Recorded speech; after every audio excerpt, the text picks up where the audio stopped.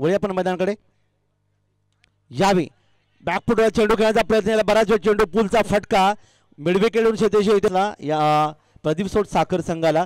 फलंदाज पंकज नाखवा याची खेळी मात्र इथे समाप्त होते चेक 0 धावसंख्येवर. धन्यवाद. तदनंतर आपण वळतोय नाणेफेकीच्या कौलकडे. सतीश घाडी यांना विनंती असेल की आपल्या शो आहे तो देखील तितकाच मातब्बर आहे. एकंदरीत काय म्हणशील? आम्ही त्यांना तीच दिला. दरम्यान यावी मात्र पुलचा फटका चेंडूला फेकून दिलं होतं. फटका फसला. क्षेत्ररक्षकाच्या हातात झेल विसावला. आणखीन एक धक्का. चौथा फलंदाज मैदानातून गमावला.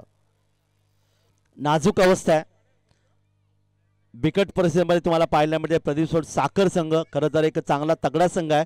अनेक चांगले खेळाडू या कारण या ठिकाणी मात्र हवेतून खेळण्याचा प्रयत्न केला. बॅकवर्ड स्क्वेअर लेगला फाईन लेग क्षेत्रामध्ये आणि फलंदाज या ठिकाणी मैदानातून परतला. सौजन्य दांडेकर याची खेळी देखील समाप्त होती, ज्याने 4 चेंडूचा सामना केला. एकही धावेचं योगदान इथे दिलं नाही आणि एकूण फलंदाज आतापर्यंत बाद झाले ते तब्बल